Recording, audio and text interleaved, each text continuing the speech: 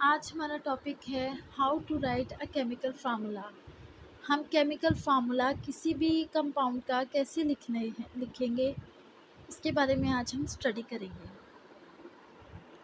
Compounds are represented by chemical formula as elements are represented by symbols.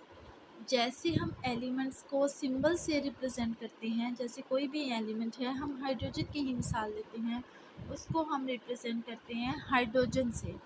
इसी तरह अगर कोई कंपाउंड है तो हम उसको एक केमिकल फार्मूले से रिप्रेजेंट करते हैं, जैसे कि हाइड्रोजन, ये वाटर मिल बन गया, कंपाउंड है, तो ये केमिकल फार्मूला है किसका? वाटर का।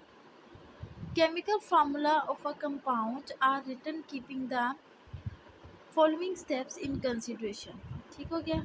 First step, symbols of two elements are written side by side in the order of positive ion first and negative ion later।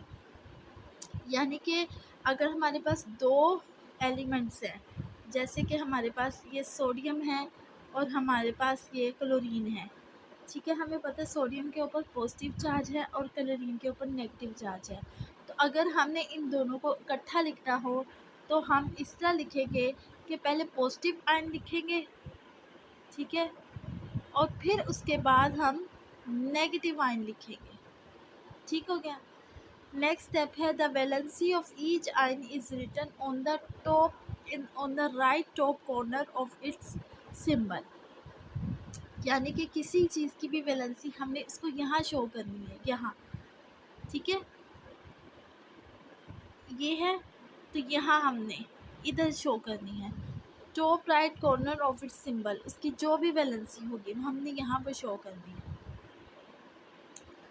This valency of each ion is brought to the lower right corner of other ion by cross exchange method।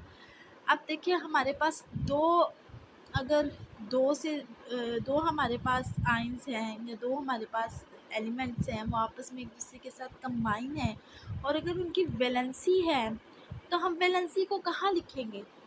हम इसकी valency जो सी होगी calcium की, वो हम इधर लिखेंगे, और क्लोरीन की जो वैलेंसी होगी वो हम इधर लिखेंगे। ठीक हो गया। इसके साथ एक्सचेंज हम लोग कर लेंगे, इन दोनों की वैलेंसी एक दूसरे के साथ एक्सचेंज हो जाएगी।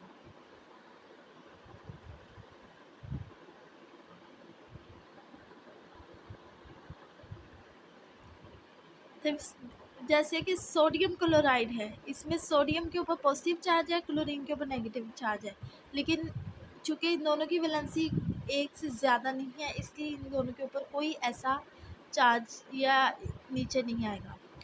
दूसरी हमारे पास है कैल्शियम क्लोराइड। अब कैल्शियम का हमें पता है उसके ऊपर 2 पॉजिटिव चार्ज है, ठीक है, और क्लोरीन का हमें पता है कि उसके पास नेगेटिव चार्ज है। अब क्या होगा, क्लोरीन की जो सी है वो कैल्शियम के पास चल जाएगी, और कैल्शियम की जो सी है वो क्लोरीन के इधर लोअर राइट कॉर्नर पर आ जाएगी। इसी तरह कैल्शियम ऑक्साइड का ये है, ये 2 पॉजिटिव और 2 नेगेटिव है, जो से ये दोनों एक दूसरे को कैंसिल कर लेंगे तो कैल्शियम ऑक्साइड एक न्यूट्रल बन जाएगा compound. If the valencies are same, they are offset and are not written in the chemical formula। ठीक हो गया। जैसे कि इसकी मिसाल है कि इन दोनों की वैलेंसी सेम है, इसकी पॉजिटिव वन है, इसकी नेगेटिव वन है, इन दोनों ने एक दूसरे को कैंसिल कर दिया।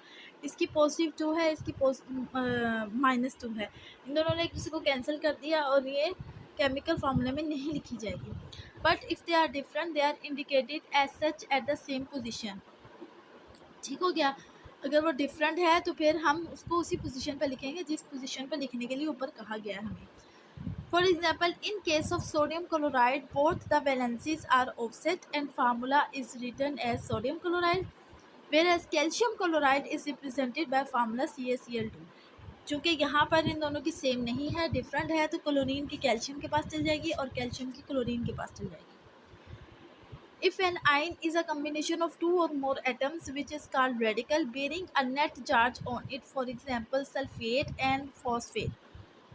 हम हमारे पास एक आयन है, ठीक है, एक वो आयन जोन सा है, उसके ऊपर जो चार्ज होगा ना, उसको हम उस चार्ज की वजह से उसको क्या हम कहेंगे, रेडिकल। उस कंपाउंड को हम क्या कहेंगे, radical. Then the net charge represented the valency of the radical. हम जो भी किसी भी कंपाउंड का जो नेट चार्ज होगा वो इस रेडिकल के ऊपर जितनी भी वैलेंसी होगी वो हम काउंट करेंगे। The chemical formula of such compound is written as explain in 3 और 4। इसी तरह हम लोग केमिकल फार्मूला लिखेंगे इस रेडिकल के साथ, जैसे कि ऊपर हमें बताया गया है। Writing the negative radical with in the parenthesis. For example, chemical formula of aluminium sulfate is written as aluminium sulfate and that of calcium phosphate. मैं आपको समझाती हूँ। For example, ये एल्यूमिनियम है, Al2SO4 3। ठीक हो गया। हमें पता है एल्यूमिनियम क्या चार्ज करता है, +3। ठीक है, जैसे कि ऊपर बताया गया है। और ये जो से ये रेडिकल है, ये दूसरा रेडिकल है जिसके ऊपर क्या है, नेगेटिव चार्ज है।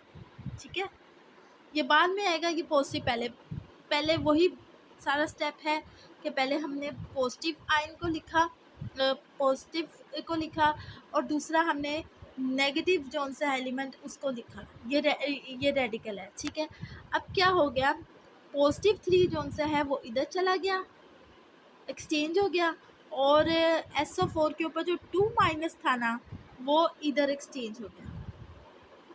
ठीक है, समझ आ रही है? ये देखें, मैं फिर से एक्सप्लेन कर देती हूँ। एल्यूमिनियम के ऊपर 3 पॉजिटिव था। ठीक है, और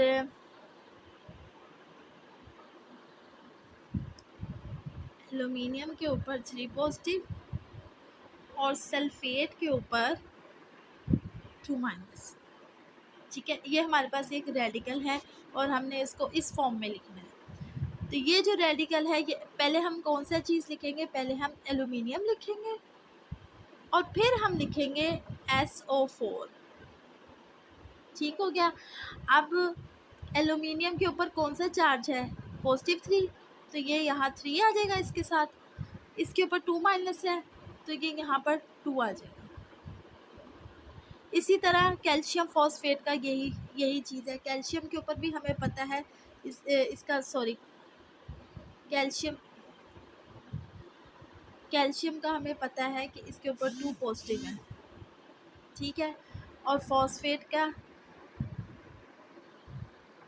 का क्या है, 3। अब क्या होगा, कैल्शियम यानी पहले पॉजिटिव आ गया, फिर नेगेटिव आ गया, रेडिकल आ गया, देन हमने क्या किया, ये फॉस्फेट का जो 3- है वो इसके साथ आ जाएगा, और 2 का जो सा है वो कैल्शियम का 2 पॉजिटिव वो इधर आ जाएगा, एक्सचेंज हो गया, ये इधर चला गया, ये इधर आ गया। ठीक है,